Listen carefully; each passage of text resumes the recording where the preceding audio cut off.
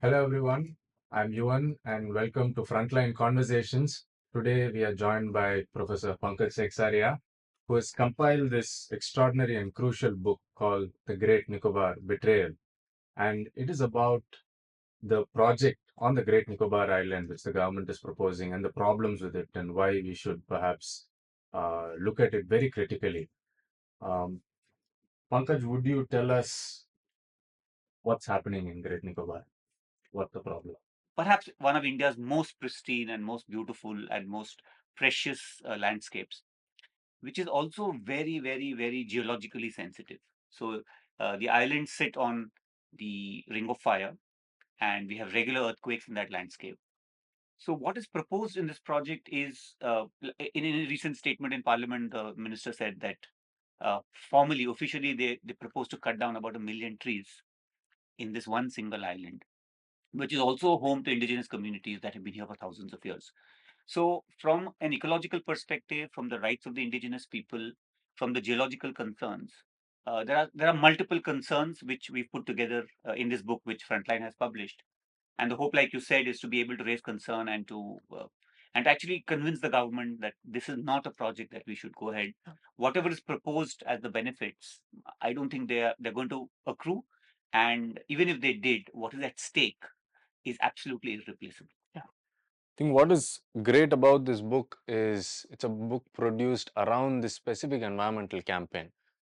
And what is important about it, I think, is that this pristine landscape has not been experienced by or visited by most people. So it's very difficult to sort of feel about this space.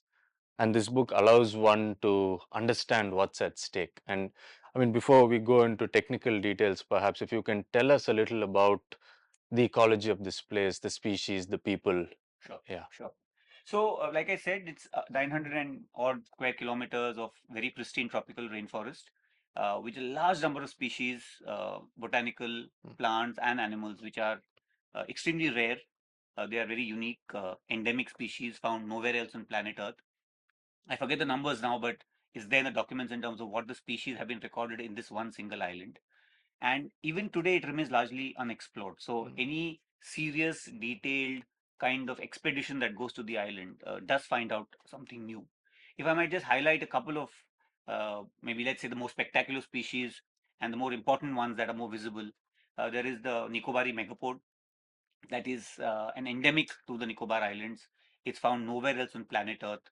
It's a small chicken-sized bird, flightless bird that you find on the coastline largely of the island. It nests uh, on in the coastline, and has very interesting nesting behavior because it is a ground nesting bird, and a significant portion of its most important breeding habitat is going to be taken over by the project. So it's a bird I've had an opportunity to see. And I remember this conversation with you in Pune about a year ago, and when Mm. you asked about the importance of place, Mm. and you were Mm. just mentioning that. Yeah. And I think that's very important because I recognize and I realize that I have I've done this book and the writing is because I've been to that place. Yeah. I have seen it. Yeah. I have had the experience of walking in those rainforests and seeing what that place is. Also to see turtles nest on the beaches over there. So the giant leatherback turtle, and that's the other species I wanted to mention to you about, the largest of sea turtle species on planet Earth, and the Andaman and Nicobar Islands and Great Nicobar, where this project is coming up, is perhaps one of the most important nesting sites of this turtle in the entire northern Indian Ocean. So the turtle does not nest on the beaches of mainland India. So where India is concerned, we only find them in the Andaman and Nicobar Islands. And Galathea Bay, where this port project is going to come up, is one of the most important nesting sites of the giant leatherback turtle.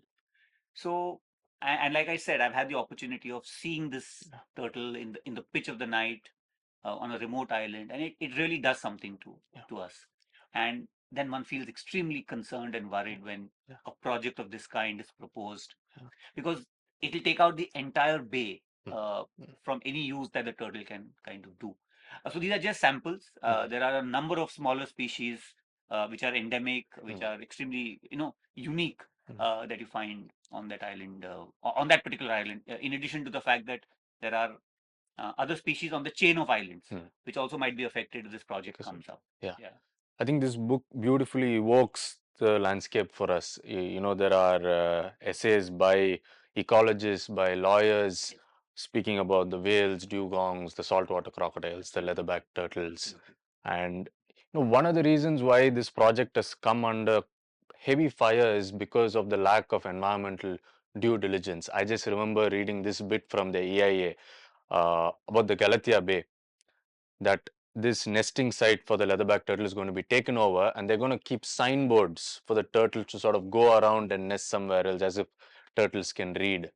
Uh, what is wrong with the environmental due diligence process which has been followed?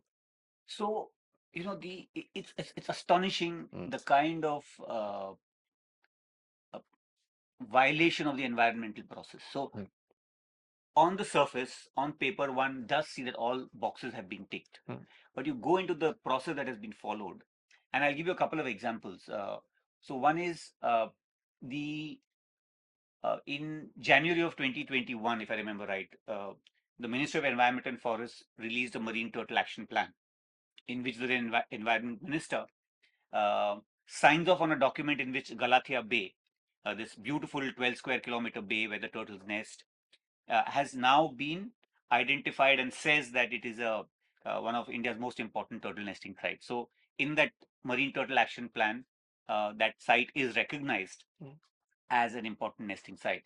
But just 15 days earlier, 15 days before this Marine Turtle Action Plan has been signed off onto by the minister, under his own watch, mm, the National Board for Wildlife, the premier body to look at wildlife issues mm. in the same ministry, has already said that it is okay to denotify a wildlife sanctuary in that very bay because this port project has to come up. So, on the one hand, one might argue that it has gone through the process, Mm. uh, but it is completely unacceptable because you are, on the one hand, saying that this is important, on the other hand, this happens. Yeah. Then, if you look at the EIA report, Mm. which is at the heart of the environmental clearance process, about 1,000 odd pages, and it is an atrocious document, Yuvan. We were discussing Yeah. about this yesterday, and I gave examples of the shoddiness uh, of the scientific work, Mm. of the language in the report, of the way documents and information has been picked up, Mm. the wrong information, the incorrect information, and the language in that is also so problematic. Mm. Sometimes hilariously Mm. funny, but because extremely unfortunate, because that is the basis on which a 160 square kilometer landscape Mm. with a billion trees are going to be lost uh, by work that is of the shoddiest kind of nature. So one sees again that one might have said the process has been followed, but there has been no rigor, there has been no Yeah. concern. Yeah. Similarly, when the environmental clearance has been granted, like you mentioned about turtles, Mm. there is one condition, for instance, which says one of the conditions for clearance is that the trees with nesting holes of owls will be identified, they will be geotagged, and then the trees will be protected Mm. if possible. Mm. So it is an absolutely meaningless condition, Mm. because one is that it is not going to protect anything. It's just Mm. about documenting, Mm. and it's an impossible thing to do anyway, Mm. and it does not achieve anything at all. Mm. So that's on the one side. On the other, we look at what's happening with the tribal communities. So the tribal welfare agencies that are mandated Mm. with um, the job of protecting these people. We have the Shompen and the Great Nicobaris, the Nicobari community, have actually said on paper that we will facilitate the denotification of the tribal reserve for the project to come up. Mm. So repeatedly, one sees that almost everything that is important and relevant has been violated. Mm. I remember in the environmental impact assessment that the people carrying out the study are saying the forest is so dense, it's so diverse, we couldn't even see what is there, we couldn't even understand the number of species in the canopy. They themselves owning to the fact of mind-boggling diversity there. Absolutely. Could you tell us about why, climatically and geologically this is a really bad place to have such a big sort of a developing a modern city in a remote island? um, there was the tsunami's epicenter nearby, and Absolutely. a Absolutely. little more about that. Yeah. So, Mm. I mean, I just do a little. So, if you Mm. look at my hand here, and Andaman's in the north and Nicobar in the south, So what happened in December 2004, exactly 20 years ago, when the tsunami happened, and we know the kind of impact and the damage the tsunami caused. But what happened before the tsunami, the earthquake that caused the tsunami, an earthquake of 9.3 on the Richter scale. So when the earthquake hit, Andamans in the north and Nicobar in the south, the islands tilted like a seesaw would tilt in a child's playground. So the Andaman Islands came up that morning by about 4 feet, and the Nicobar Islands, Indira Point, the southernmost tip of Great Nicobar, saw a permanent subsidence of 15 feet. And actually, the cover of the book. So this lighthouse actually was above the high tide line. Today, this lighthouse stands in water. That is because this coastline has seen a subsidence of 15 feet. Now you cannot imagine the scale of the change that is there. So a 9.3 earthquake on the Richter scale releases energy worth, people say, many times the energy released when the atomic bomb was dropped in Hiroshima and Nagasaki. And this port project and this entire project is coming up exactly on this coastline. So you might be wanting to invest and you're talking of development, but what we are actually doing is increasing vulnerability. You might bring in 300,000 people, you will invest 40, 50,000, 60,000 crores, and tomorrow you have another earthquake, you have another tsunami, and all of this is gone. So, I mean, leave alone for a moment the ecological value, the biodiversity value, the rights of the indigenous people. Just from a sheer economic investment perspective, this seems to be the wrong place to invest. And these islands are on the ring of fire. The Andaman and Nicobar Islands, on an average, has one earthquake a week. Not, of course, of the same scale as that of 2004, but you never know when the next big earthquake will come. So it is putting everything at risk. You're putting money at risk, you're putting people at risk, you're putting the infrastructure at risk. And that is after you've destroyed, the billion trees cut, the forest gone, the species gone, the turtle loses nesting site. So from every angle, it just doesn't make sense. Okay. I wonder if we can speak about the unrealistic aspect of the project. Just this morning I was looking at uh, a website which projects sea level rise, and by 2050, where about a foot of sea level rise is predicted for that area, much of the airport, for which now public hearing has been announced, is underwater. Much of that infrastructure in the coastal area is underwater. And there was another issue raised by you and in this book, that you don't have enough drinking water to support so many people. And why is this a grandiose and unrealistic thing? Absolutely. Yeah, so I think there's a problem of vision there. I mean, what is it that we are seeking to do, and why do we want it? It's almost like we construct a big infrastructure project because we can construct a big infrastructure project.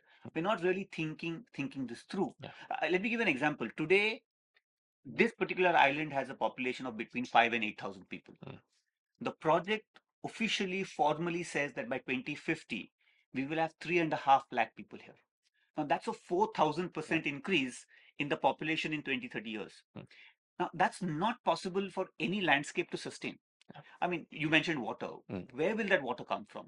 What will happen to the garbage? What will happen to the needs of the people? So I don't think it's even being planned well. And the entire island chain, Andaman and Nicobar, of 600 islands, of which about 35 have human populations. Today, the total population is 5 lakh people. So for an entire chain of islands to have 5 lakh, and you say you'll have 3.5 lakh people in one island, it just doesn't make any sense. Besides, I don't even know if it's actually doable. But even if a small part of this gets implemented, I think the damage that will be caused is what we are very concerned about. So one hopes nothing will happen, but they've really set the ball rolling. And like you mentioned in the beginning, clearance have been granted. The paperwork has all been done. It's all cleared up, and it's a matter of time before maybe work starts on the ground. Okay. One of the excuses, as it were, if not a reason, one doesn't know, given by the government, is that this is for strategic purposes. And you see in India that a lot of places, what often the excuse of defense or strategic purpose is used to clear off large environmental sort of projects. And how true is that for Great Nicobar? One of the things you say in the book is that that does not hold water. Okay. Yeah. So there are two, three things there, Mm, and actually it will be very nice if mm, defense analysts and others also looked at it and mm, kind of respond to our concerns. mm, So one is that I have seen discussions on social media among say ex-defense people who, while might acknowledge the importance of this mm, place strategically, uh, completely disagree that this is the best way to do it. mm, This massive infrastructure and this huge construction, they say this is not the way to mm, go about doing it. I think the second more important point is that this is not a defense project. mm, You have a 40,000 crore transhipment terminal that is being proposed. mm, So this is in no way a mm, strategic project. It is mm, not a defense project. It's an mm, out and out commercial project. mm, And then you have 100 odd square kilometers of the development of a township, mm, where if you look at the proposal document, mm, it talks about tourism, villas, yeah, all kind of infrastructure. So the argument of defense, even if it is there, is not part of this project. mm, And even if this was to come up, like I was just saying and like we discussed, mm, what is the risk that you're creating? mm, Imagine you put up this infrastructure and there mm, is an earthquake or a tsunami or something. So you're mm, actually increasing vulnerability. mm, And and exactly like you said, we've seen this in the Himalayas in the last yeah, few years. yeah, What's being done in the name of both development mm, and actually defense. mm, This the huge projects, mm, road projects, dam projects, mm, and we see the increasing vulnerability of that mountain range. yeah, So yeah, it's actually been such a damaging project in the mm, last few years yeah, across Himachal mm, and Uttarakhand. mm, So the sinking of Joshimath, for example. yeah, yeah, So it's a very similar thing in that sense, yeah, yeah, except that I think the benefit we have in the Nicobars is that mm, we've not started off yet. mm, What we are seeing in the Himalayas is an outcome mm, and a fallout of what's already been done. yeah, yeah, I think we should take lessons from there. yeah, yeah. I'm just remembering the islands in the Maldives and the ministers of that country going Yeah. underwater to have their conference because much of the islands are sinking fast. The Curacao Islands, other parts of Oceania, and somehow we have not learned. You know, there's just Absolutely. yeah, So yeah, there is a certain uh, lack of concern, lack of understanding, and yeah, a lack of a historical dimension to the mm, whole thing. So always we are seeing that mm, these islands are being promoted and said, mm, okay, we will create a new Hong Kong here, or we mm, will create a new Singapore here. And the question is, just yesterday there was a senior academic in the event, and she said Singapore is deeply worried about yeah, what's happening there. They're worried about rising yeah, sea levels, yeah, and they're thinking of how to enclose themselves and protect yeah, themselves. yeah, But these are stories we don't get to know here. yeah, So can you really be a Singapore? Do you really want to be a new Singapore? mm, What about being ourselves yeah, and yeah, developing of that kind? mm, So I think that many levels. mm, And as a matter of fact, a lot of the documents, mm, this one not so much, but other development plans for the islands mm, do not even mention the earthquake of December 2004. mm, And one of the technical documents mm, which describes and gives the rationale for the port over here mm, actually says that this coastline was not damaged in the tsunami of 2004, and that's why we can go ahead and do the mm, project. And like we see, I was telling you in the cover of the yeah, book, and we have images in the book itself, yeah, that you've seen a lighthouse that was standing above the yeah, high tide line, yeah, now standing surrounded by the waters of the yeah, Andaman Sea. And yeah, how can that not be destruction? yeah, How can that not be a change that you have to consider? yeah, So it's really bizarre, actually, yeah. what's going on. You have brought out in the book of how this archipelago is in fact so tectonically alive. It's sort of shifting and molding and it's so dynamic to have something so permanent upon it.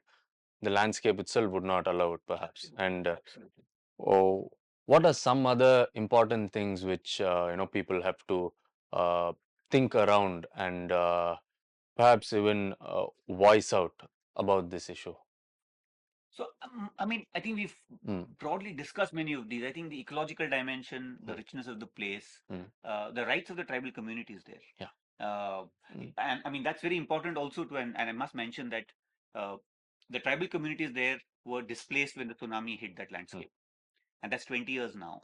And many of them actually want to go back mm, to what was their old habitation and their mm, old sites. mm, And we're realizing now mm, that the government may not want them to go back mm, because at least some of those areas, mm, which were original mm, habitations of the people, are part of the project now. mm, So this is a blatant violation of their rights. mm, And initially, they did give permission mm, about saying they are okay with the project. mm, But once it came to their notice that there is it will deny them the chance of going back to their this thing Mm.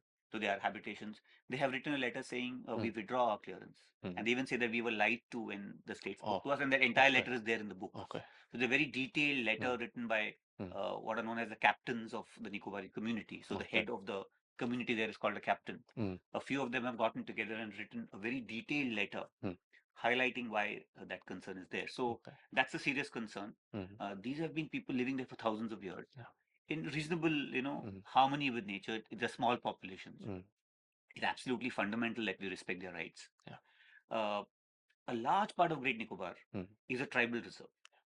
And that's a very unique kind of legal framework. It Mm. has its limitations Mm. that are not there in most other parts of India. Mm.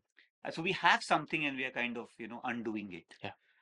We have national parks, we Mm. have a biosphere reserve, Mm. a very beautiful coastline, Mm. a very rich ocean. You were mentioning yesterday, we Mm. know very little about what's in the oceans, Mm. leave alone the land.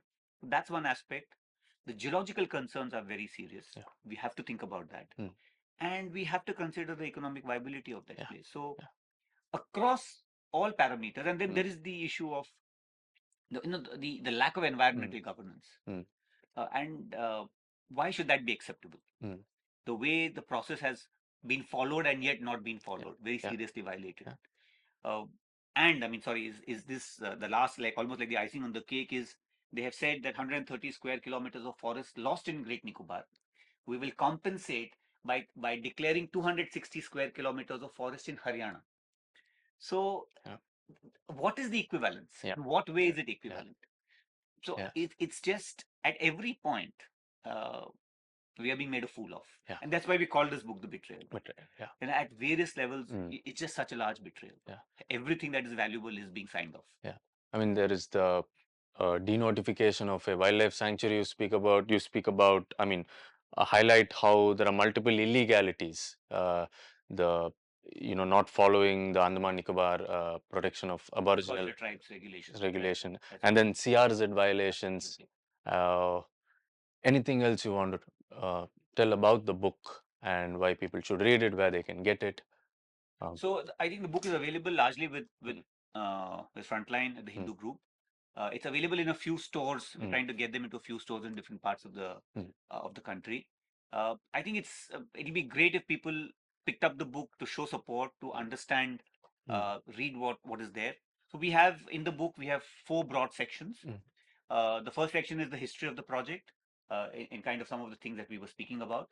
The second section is on the ecological dimensions. So we have some very beautifully written pieces by a different set of ecologists and scientists on various aspects of the ecology of the place: birds, cetaceans, macaques, the Nicobari macaque. The third section talks of the indigenous people, two very detailed, very beautiful, very evocative, very heart-rendering kind of articles by Manish Chandi and Ajay Saini on what's happening with the tribal communities. And then we have a fourth very detailed piece by a very well-known lawyer, Norma Alvarez, who talks about some of the efforts to take this matter to court, largely to Okay. the National Green Tribunal, and how there has been a very problematic approach of the tribunal itself. And Okay. she's quite explicit to say Mm. what the tribunal is doing is not right. Mm. So, and then we have a lot of other information in the book about, Mm. say, a timeline of the Mm. project, some other annexures. Mm. So it will be really great if, Mm. a larger number of people Mm. engaged with this and raised voices, because Mm. I think every voice does count. I mean, I think we are more and more thinking that individual voices don't count, but they do. Yeah. So, writing to concerned authorities, Mm. writing more about the project, because there are many dimensions that have still not been investigated. Mm. Who's the project proponent? What's happening with the environmental conditions? Mm. So many aspects are still to be investigated, still to be written about. Mm. We've had great support with youth groups Mm. doing social media campaigns, and there's space for a lot more. Okay. So, I mean, this is just a kind of plea and a call. And like I was saying in the release in Bangalore, Mm. this book actually is a call for help. Yeah. Yeah. It's a very beautiful place, and in that sense, it's been very great because that Frontline has done the book. Yeah. Actually, a year and a half ago, we did a special cover package Mm. called the Nicobar Nightmare. Mm. And that had about 8 or 10 stories, detailed stories, Mm. and that got a huge amount of Mm. traction. Mm. So it counts, Mm. and it can be made to happen. Yeah. So I just urge everybody to kind of read it and see what you can do about it, and Yeah. join the effort at And protecting this place. yeah, yeah. Thank you so much for joining us today, Pankaj, and educating us so crucially about this issue. I hope everyone watching will pick up the Great Nicobar Betrayal. It's powerful, moving, disturbing in all the right ways, evoking this very unique landscape, which is unlike anything else in the world. It's available on the Hindu Group's website and other platforms. Please pick it up. Thank you so much for watching. Thanks a Thank lot. you. Thank you so much.